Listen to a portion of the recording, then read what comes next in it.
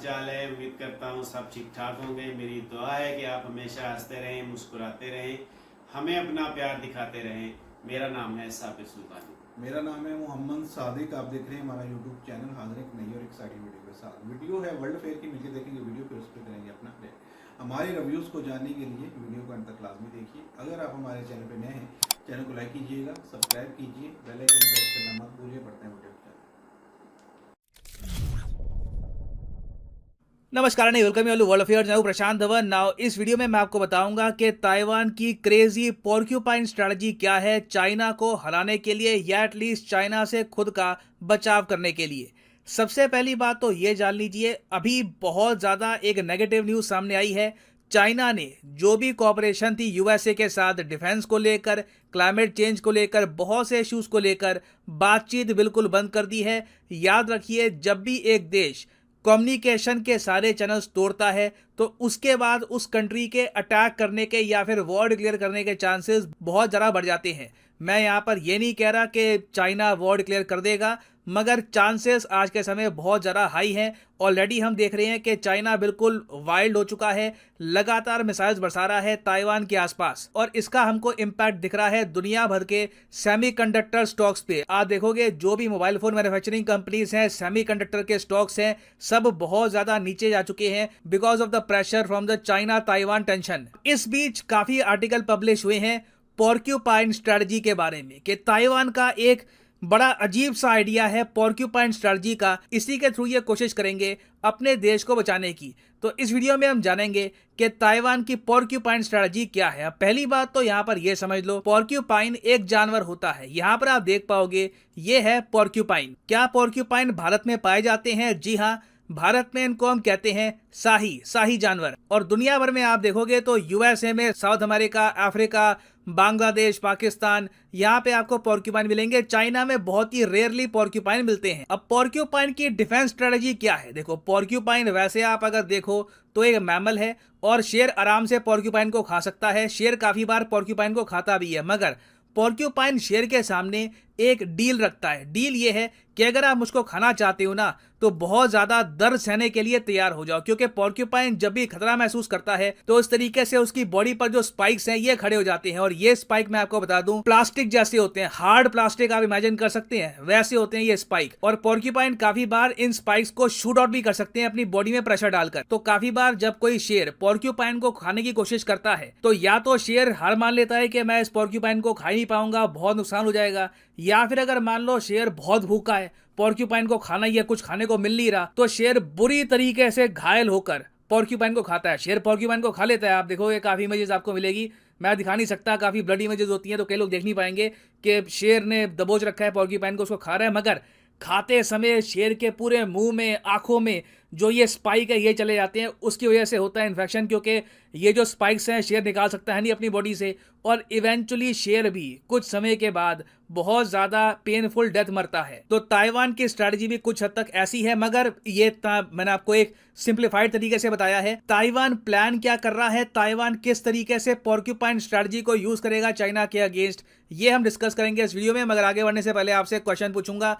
Question यहां पर यह है कि आजादी सैट आजकल काफी हद तक न्यूज में है। आपको बताना है कि कौन सा देश आजादी सैट को लॉन्च करेगा। यह है यहाँ पे आपकी ऑप्शन, भारत, पाकिस्तान, बांग्लादेश या फिर नेपाल। कमेंट सेक्शन में सब लोग करो आंसर। सही आंसर मैं आपको दूंगा वीडियो के अंत में। नाउ पोर्क्यूपाइन जो नेचर में करता है उसी से इंस्पायर होकर ह्यूमन बींग्स ने बना दी पोर्क्यूपाइन डॉक्ट्रिन। इसमें ऐसा नहीं है कि हम मान के चल रहे हैं कि हमारी जान भी जाएगी मगर जो हम पे अटैक करेगा वो मरेगा, नहीं।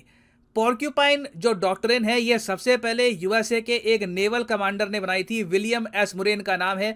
2008 में इन्होंने इस पर एक पूरा पेपर पब्लिश किया कि किस तरीके से एक छोटा देश जिसके पास डिफेंस का बजट बहुत कम है, जिसके पास टैंक्स नहीं है, जिसके पास ऑफेंस करने की कोई क्षमता है नहीं, ना कोई सबमरीन है, वो कैसे एक बड़े देश से खुद को बचा सकता है। तो ये पोर्क्यूपाइन डॉक्ट्रिन तो 2008 में आई, मगर बाद में ताइवान ने अपना एक खुद का वर्जन बनाया पोर्क्यूपाइन डॉक्ट्रिन का, क्योंकि हर कंट्री की ज्योग्राफी अलग होती है। जो यूक्रेन की ज्योग्राफी है उससे कंप्लीटली डिफरेंट है ताइवान। ताइवान एक टापू है, यूक्रेन की एक बहुत बड़ी लैंड बॉर्डर है रशिया के साथ। रशिया की भी जो स्ट्रेंथ है, वीकनेसेस है, ये चाइना से काफी डिफरेंट है। रशिया की आर्मी के पास एक्सपीरियंस ज्यादा है मगर रशिया के पास सोल्जर्स कम है। चाइना की आर्मी के पास एक्सपीरियंस कम है मगर चाइना के पास सोल्जर ज्यादा है। तो ताइवान ने अपनी नीड्स के हिसाब से 2017 में खुद की बना दी एक एसिमेट्रिकल वॉरफेयर डॉक्ट्रिन, जो बेसिकली इनका वर्जन है पोर्क्यूपाइन स्ट्रेटजी का। और पिछले कई सालों से, आप अगर देखो 5 सालों से, ताइवान ने अपना मिलिट्री एक्सपेंडिचर पोर्क्यूपाइन स्ट्रेटजी के हिसाब से ही रखा है। इन्होंने कोई टैंक नहीं परचेज किया क्योंकि फायदा नहीं है। आई मीन टैंक को कहां छुपाओगे आप एक टैंक लेके आओगे, चाइना के पास इतनी बड़ी एयरफोर्स है, इनके पास इतने सारे साधन है, टैंक कहां छुपाओगे, कहां वो अटैक करेगा। टैंक पर पैसे खर्चना पागलपन है ताइवान के लिए। इन्होंने टैंक्स ऑलमोस्ट ना के बराबर परचेज किए हैं। वॉरशिप्स क्यों खर्चेंगे ये? अब चाइना से कैसे लड़ोगे? इतनी सारी सबमरीन्स आएंगी, वॉरशिप कहीं खड़ी नहीं होगी इनकी। तो ये सब जो इक्विपमेंट है जहां पर एक बार को मिलियंस और कई बार तो बिलियंस ऑफ डॉलर्स लग जाती हैं, ताइवान ने इन सबको किया है अवॉइड। और ये करना देखो ताइवान के लिए बहुत ही ज्यादा इंपॉर्टेंट है, क्योंकि आप अगर डिफेंस बजट में कंपैरिजन देखोगे ताइवान और चाइना के बीच में, तो बहुत ही बड़ा डिफरेंस है। चाइना का डिफेंस बजट कितना है? साल में चाइना खर्च देता है 230 बिलियन यूएस डॉलर से भी ऊपर अपनी मिलिट्री पर। ताइवान कितना खर्चता है? अभी रिसेंटली इन्होंने थोड़ा सा इजाफा करके एक सडन इन्होंने जंप किया अपने डिफेंस बजट में 8.7 बिलियन डॉलर्स का, तो जाकर ताइवान का बजट अब पहुंचा है 17 से लेकर 18 बिलियन डॉलर्स के आसपास। कोई कंपैरिजन नहीं है, कहीं से भी ताइवान खड़ा नहीं होता। 10% भी नहीं है ताइवान का डिफेंस बजट चाइना से कंपैरिजन में। तो इनको बहुत सोच समझकर अपना पैसा खर्चना था। और ताइवान ने इन्वेस्टमेंट कहां पर करी है? ज्यादातर इन्होंने देखो इन्वेस्टमेंट करी है जैवलिन मिसाइल पर, स्टिंगर मिसाइल पर। उसके अलावा ताइवान ने एक पूरा प्रोग्राम, मैं कहूंगा, शुरू किया है। शायद किस दुनिया में किसी भी कंट्री ने माइंस पर, मिलिट्री माइंस पर इतनी ज्यादा रिसर्च नहीं करी जितनी ताइवान ने करी है। यहां पर आप देख पाओगे, आपको आर्टिकल में दिखा रहा हूं, Taiwan adds mine laying ships to defences against China. Taiwan ने रिसेंटली ऐसी शिप्स इंक्लूड करी अपनी नेवी में जो अटैक नहीं करती, ना ये अटैक करती है, ना ये कोई इसके पास रेडार है। इसका एक ही काम है, जल्दी से जल्दी माइंस, अंडर वाटर माइंस, बस समुद्र में इनको ले करनी है, ताकि जैसे ही चाइना की जो ट्रांसपोर्ट शिप है, इनकी जो फ्रिगेट्स है, ताइवान के पास आए, इमीडिएटली ब्लास्ट होना स्टार्ट हो जाए, चाइना को अपनी बहुत सारी वॉरशिप्स गंवानी पड़े। ताइवान यहां पर मान के चल रहा है कि देखो चाइना को आना है, चाइना को ये लोग रोक नहीं पाएंगे। उनके पास सोल्जर जितने ज्यादा है, साधन इतने ज्यादा है, उनके पास एयरक्राफ्ट वगैरह सब नंबर्स में इतने ज्यादा है। कोशिश ये लोग यही कर सकती हैं कि कॉस्ट इतनी बड़ी रख दे चाइना के सामने कि चाइना के जनरल्स खुद अपनी एक बार को सरकार को कहे कि सर ताइवान मिल तो जाएगा मगर पिछले 30-40 साल में जो भी तरक्की करी है सब वापस चली जाएगी। तो एक तो देखिए चाइना ने mine laying ships, under water mine laying ships, जहां पर ह्यूमन बींग्स का यूज ही नहीं है, इन माइन शिप्स को ऐसे डिजाइन किया गया है कि जल्दी से रवाना होंगी, बिल्कुल सेकंड्स में ये माइंस हर जगह ताइवान के आसपास बिखेर देंगी, ताकि चाइना को ये पता हो कि अगर आगे बढ़ना है ना तो अपने सोल्जर्स गंवाने होंगे। सोल्जर्स को भी पता होगा कि आगे जो फ्रंट लाइन पे हैं वहां पर मौतें होंगी। क्वेश्चन यही है कि कितने लोग मारे जाएंगे। अब उसके बाद चाइना की मिलिट्री ताइवान के बीचेस तक पहुंचती है, जमीन तक पहुंच गई, बड़ा नुकसान हुआ, बड़ी माइंस ने तबाही मचा दी। जैसे ये बीच पर पहुंचेंगे, बताया जाता है ताइवान ने लाखों माइंस यहां पर बिछा रखी है। तो ताइवान की सोच यहां पर ये नहीं है। देखो कई जो बड़े कंट्रीज होते हैं, फॉर एग्जांपल इंडिया में हम लोग क्या बात करते हैं, 1 इंच नहीं देंगे, 1 इंच जमीन के लिए एक बार को कुर्बान कर देंगे, टैंक सोल्जर सब दे देंगे। ये आप कह लीजिए एक स्टेट ऑफ माइंड भी होती है कि प्राइड, देश की इज्जत, बस लड़ मरेंगे। ताइवान यहां पर बिल्कुल अलग तरीके से सोचेगा। ताइवान कहेगा चलो ठीक है, चाइना को 1 स्क्वायर किलोमीटर हमारा लैंड चाहिए, ठीक है, हम आपको देने को तैयार है, बदले में ना हम आपके 5 से लेकर 6,000 सोल्जर्स मार डालेंगे, मंजूर है आपको? ये दूर दूर से लगातार स्टिंगर मिसाइल फायर करते रहेंगे। उसके अलावा इनकी माइंस होंगी, एक कदम रखेगा चाइनीज सोल्जर, बड़ा ब्लास्ट होगा, कई चाइनीज सोल्जर्स मारे जाएंगे। इवेंचुअली देखो चाइना को जमीन मिल जाएगी, ये एक बार को ताइवान का कुछ एरिया कब्जा लेंगे, मगर इन दी एंड जब शी जिनपिंग बिल देखेंगे और ये देखेंगे कि कितने लाखों इनके सोल्जर्स मारे गए, और फिर इंडिया बॉर्डर पे और खड़ा है, जब जापान भी और स्ट्रांग हो गया है, यूएसए भी आगे आ रहा है, तो एक बार को शी जिनपिंग सोचेंगे वॉज इट वर्थ इट? ये मैंने अब जो पोर्क्यूपाइन पे अटैक कर दिया है, इज इट वर्थ इट? क्या मैं अपने कंट्री के सर्वाइवल को इंश्योर कर पाऊंगा इस वॉर के बाद? तो ये देखिए एक बहुत ही प्रैक्टिकल स्ट्रैटेजी है ताइवान की। अब क्वेश्चन यहाँ पर यही आता है इन दी एंड, देखो अब कहते हैं इंग्लिश में ball is in the court. Ball किसके कोर्ट में है, मतलब कि डिसीजन अब किसको लेना है। Ball is in China's court. अब चाइना को डिसाइड करना है यहाँ पर कि क्या ये इतना ज़्यादा एक बड़ा प्राइस पे करने को तैयार है ताइवान के लिए। मेरे हिसाब से चाइना वेट करेगा, जितना चाइना वेट करेगा ये पोर्क्यूपाइन उतना बुरा होता रहेगा। जो इसके स्पाइक्स हैं वो काफ़ी नरम हो जाएंगे, चाइना के भी जो दांत हैं और ज़रा धारदार हो जाएंगे। जो चाइना अभी 2022 में है, 2027 के आसपास उससे कई गुना ज़रा स्ट्रांग हो चुका होगा, इनके पास ज़्यादा एडवांस टेक्नोलॉजी होगी। तो मेरे हिसाब से चाइना वेट करेगा। अभी ये थोड़ा बहुत डराएंगे धमकाएंगे ताइवान को, हो सकता है कि कुछ एक दो मिसाइल ताइवान पे मार भी दे। अटैक करने के चांसेस बहुत कम है, मेरी कॉमन सेंस तो यही कहती है। बाकी कई वर्ल्ड लीडर्स होते हैं, हिटलर था, उसको पता नहीं क्या सूझा, उसने यूएसएसआर पे अटैक कर दिया, उसकी वजह से पूरा जो नाजी जर्मनी का एम्पायर था वो गिर गया। तो शी जिनपिंग का भी पता नहीं है, प्रेशर में आकर अपनी इमेज को बचाने के लिए एक बार कोई ये जुआ खेल ले कि ठीक है ताइवान की इन्वेजन करो। तो अगर शी जिनपिंग ये जुआ खेलते हैं, मोस्ट प्रॉब्ली ये जुआ शी जिनपिंग बुरी तरीके से हारने वाले हैं ना। वापस आते हैं अपने क्वेश्चन की तरफ कि आज़ादी सैट आजकल न्यूज़ में है, तो ये कौन सा देश लॉन्च करेगा। तो सही उत्तर यहाँ पे है option A, the country of India. ISRO बहुत ही जल्द आज़ादी सैट लॉन्च करेगा जो 750 इंडियन स्कूल गर्ल्स ने बनाई है। जी हाँ, ये एक आप कह लीजिए सेलिब्रेशन है इंडिया के 75th ईयर ऑफ इंडिपेंडेंस का। तो याद रखिएगा आज़ादी सैट ये लॉन्च होगी बहुत ही जल्द। और फाइनली यहाँ पर मैं ये भी ऐड कर दूं कि आप अगर किसी भी एग्जाम की तैयारी कर रहे हो, चाहे यूपीएससी, एसएससी। तो व्यूवर्स, वीडियो हमने देखा, वीडियो था चाइना ताइवान जंग और उसका पस मंज़र बता रहे थे और किस तरह से ताइवान डिफेंस कर सकता है। और देखिए, एक बात तो साफ है कि जंग से पहले सोचा जा सकता है कि हमारे नुकसान क्या होंगे क्या नहीं, हमें जंग करनी चाहिए नहीं करनी। हर देश जो भी इन सारी चीज़ों में, रशिया ने भी सोचा होगा यूक्रेन को वॉर करने से पहले काफ़ी सारी चीज़ों को मद्देनजर। लेकिन जब आप जंग में कूद पड़ते हैं फिर आप नहीं देखते आपके सोल्जर्स का कितना नुकसान हो रहा है, आपके जो माशी तौर पर आप कितने कमज़ोर रह रहे हैं, आपका जो एक एक मिसाइल आप दाग रहे हैं वो कितने कितने करोड़ डॉलर में आपने बनाया है। तो ये जंग से पहले सोचा जा सकता है कि वो हमारे इतने कर देगा ये वो। ताइवान जो मर्जी कर ले, अगर जंग मुसल्लत होगी तो फिर कोई नहीं सोचेगा कि क्या होने वाला है क्या नहीं होने वाला।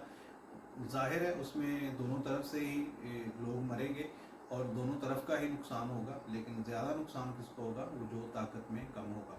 वो ताकत में कम है और रकबे के लिहाज से भी कम है, उसके पास फौजी ताकत भी इतनी नहीं है, उसके पास दफाई हथियार भी इतने नहीं है। तो फिर किस तरह से कह सकते हैं वो किसी बड़े मुल्क को टक्कर दे सकता है। तो चाइना रशिया यूक्रेन का मामला थोड़ा अलग था, उनकी लैंड एक और तरह से थी, वो बहुत देर तक अभी भी अपने दफा को किए हुए हैं, बल्कि कई सारे उन्होंने अपने शहर वापस लिए हैं रशिया से। और दूसरी तरफ उनके पास जो हथियारों की खेप आती रही है यूरोप की तरफ से, कोई ना कोई ममालिक उसको देता रहा है, लेकिन यहाँ पे मामला उस तरह से नहीं हो पाएगा। ये एक और अलग तरह की बात, हर किसी की अपनी ओपिनियन है, मैं अपने हिसाब से देखता हूँ ये इस तरह से नहीं होगा जिस तरह से आप कह रहे हैं। और सबसे पहली बात तो ये है कि जंग में जाने से पहले ही सोचना चाहिए कि ये जंग में करनी चाहिए या नहीं। जंग ना ही हो तो ही बेहतर है, कोई भी जानी नुकसान ना हो, किसी का माली नुकसान भी नहीं होना चाहिए, तो इसको मिलजुल के हल करना चाहिए। लेकिन जो चिंगारी अमेरिका ने भड़काई है उसका कोई ना कोई नतीजा तो ज़रूर निकलेगा। बिल्कुल, ये देखें कि जो यूक्रेन और रशिया की जंग है वो खुश्की के ऊपर, उनके बॉर्डर जो है वो खुश्की के ऊपर मिलते हैं, और जो ताइवान और चाइना है इनके दरमियान में समुंदर आ जाता है। तो ये सारी चीज़ें भी डिफरेंट हो जाती हैं। उसको खेत पहुँचाना, ताइवान जो है वो सारी दुनिया से हट के, उसका बॉर्डर जो है वो किसी मुल्क के साथ भी मिलता नहीं है, उसके चारों तरफ जो है वो समंदर ही है।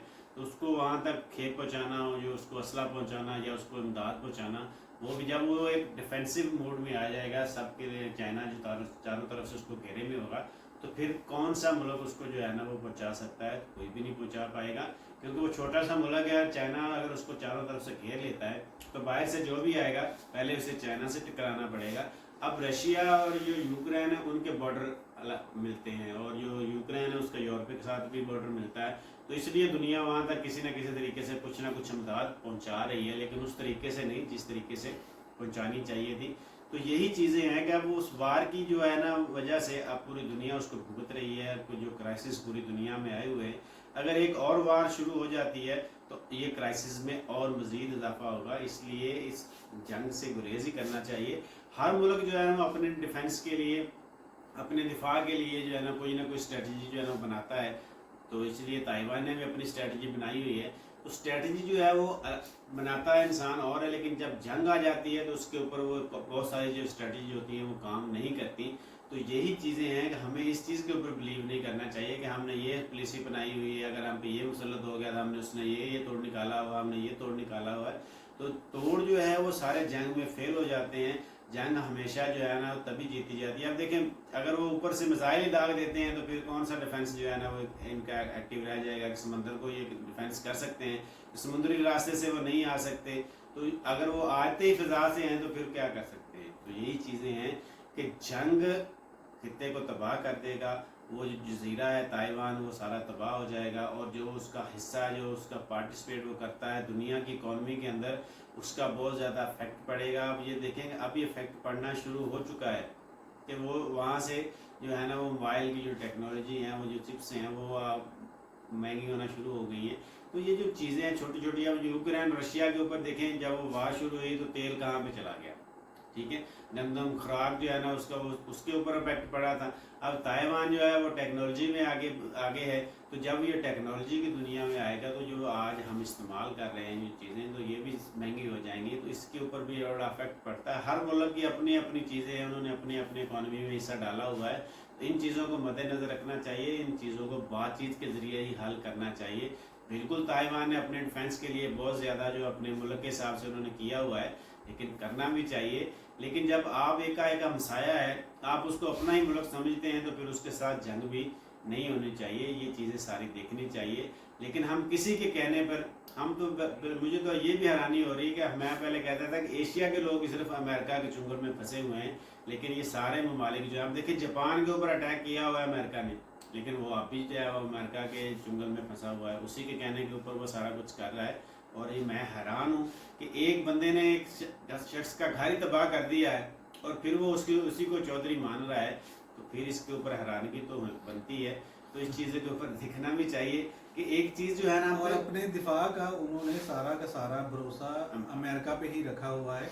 और पिछले दिनों जब रशिया यूक्रेन की वार हुई तो जापान ने क्लेम किया कि आप अपने हथियार हमारे पास रख दें ताकि लोग हमसे डरें और हम पे कोई वार मुसल्लत ना हो। तो अमेरिका साहब उससे भी मुकर गए। तो अमेरिका दुनिया के लिए ख़तरा है और ख़तरा रहेगा। अमेरिका की जो लड़ाने की और आपस में लड़ाने वाली जो तकनीक है उससे लोगों को बचना चाहिए, उसमें नहीं आना चाहिए। अगर इस सीमा पर जैसे रशिया और यूक्रेन ने एक जंग हुई है और वो ख़त्म होने का नाम नहीं ले रही, और कब जाके ख़त्म होगी, और यूक्रेन को दोबारा से आबाद करने के लिए बहुत सारा समय देखिए वो सुपर पावर भी इसी स्ट्रेटजी के ऊपर बना है, ठीक है। सुपर पावर उससे पहले जो रशिया था तो उसको तोड़ने के लिए वो खुद नहीं लड़ा वहाँ में, ठीक है। और सोवियत यूनियन टूट गया, सारे ममालिक उस रशिया से अलहदा हो गए, तो उसके ऊपर भी वो डायरेक्ट आ गए, वहाँ पे नहीं लड़ाई उसने की। उसने भी दूसरे ममालिक को उसमें इन्वॉल्व किया, ईरान को, इराक को, पाकिस्तान को, और ये और काफ़ी इसके साथ थे, लीबिया भी साथ में था। तो उन लोगों को वो इनसे लड़ा के वो इन लोगों मुल्कों को तबाह करके अब इन्हीं के ऊपर जो है ना वो आतंकवाद का लेबल भी लगा के अब वो कह रहा है कि बिल्कुल देखें ये तो आतंकवादी हैं। अमेरिका जो है वो पूरी दुनिया उसने तबाह कर दी है, और फिर भी वो पूरा अमन मुल्क है, और दहशतगर्द जो है वो लोग हैं जिनको उन्होंने तबाह कर दिया है। अब यही चीज़ें देखेंगे, जापान को तबाह कर चुका है और अब फिर वो जापान की जो है ना सिक्योरिटी की जिम्मेदारियां भी संभाल रहा है। तो इसके ऊपर भी मुझे बहुत ज़्यादा हैरानगी हुई। मैं तो कहता था कि हमारे ही हुक्मरान ऐसे हैं, लेकिन आस्ता आस्ता पता चल रहा है कि पूरी दुनिया के हुक्मरान जो हैं वो हुक्मरान जो ख़ानदान होता है वो होता ही ऐसा है। तो वो हमेशा बड़ों की गुलामी करता है। वो कहता है किसी तरीके से हमारा इक़्तिदार बच जाए, हमारी कुर्सी बच जाए, इसलिए जो हमारी अयाशियाँ हैं ये बच जाएँ, जो हमारी आवाम जाते या जाए भाड़ में उसका नुकसान होता है हो जाए, मुल्क जाता है तो जाए। हमारी जो जायदाद हैं वो पड़ी हैं अमेरिका में, बरतानिया में, हमें उससे क्या लेना देना है। कल को अगर जंग लगती है तो हम तो पहली फ़्लाइट पकड़ेंगे और चले भी जाएंगे। और ये हमारे जो पाकिस्तान की जो इस वक्त सिचुएशन है कि हमारे जो वज़ीर आला बने हुए थे, 3 बार वज़ीर आला बने, फिर रह गए, हलफ ले लिया, रात को ले लिया, सुबह ख़त्म हो गए। अब जब उनकी वो पेशी आनी थी, उनके ऊपर सज़ा आनी थी, तो वो भी लंदन भाग गए। तो यही चीज़ें हैं कि ये हुक्मरान सभी एक जैसे हैं, इनको होश के नाखून लेने चाहिए, इनको अपने मुल्क से, अपनी आवाम से मुखलिस होना चाहिए। ताइवान को भी ये समझना चाहिए जैसे आज पाकिस्तान के हालात है, इनसे ही सीखना चाहिए। दूसरों को देखकर इंसान को सीख लेना चाहिए कि देखिए कि जब हम अपने मुल्क के साथ मुखलिस नहीं होंगे तो मुल्क के हालात ख़राब होते चले जाएंगे, इकॉनमी ख़राब हो जाएगी और दूसरे इस चीज़ का फ़ायदा ही उठाते हैं। और अमेरिका इस चीज़ से बहुत ज़्यादा फ़ायदा उठाता है। उसने शाम को तबाह कर दिया, इराक़ को तबाह कर दिया, अफ़गानिस्तान को तबाह कर दिया, ठीक है। इसलिए बहुत सारे ममालिक हैं जिनको उसने तबाह कर दिया। और फिर क्या कहता है कि ये दहशतगर्दी का ठप्पा भी वहीं पे ही है। इस चीज़ से सीखना चाहिए। अगर ताइवान अपने आप को बचाना चाहता है तो बातचीत की तरफ जाए, मसला को हल करे। जंग अगर कोई जाएगा तो फिर वो तबाह हो जाएगा और फिर वो बाद में पछताएगा कि हमने अमेरिका की ईमा के ऊपर चाइना के साथ टक्कर ली, लेकिन चाइना हमारे ऊपर मुसल्लत हो गया और अमेरिका ने हमारी बात भी नहीं पूछी। जी तो व्यूअर्स, उम्मीद करते हैं आज की वीडियो आपको अच्छी लगी होगी। वीडियो अच्छी लगी लाइक करें, शेयर करें, सब्सक्राइब करें। वीडियो को एंड तक देखने का शुक्रिया। अल्लाह हाफ़िज़।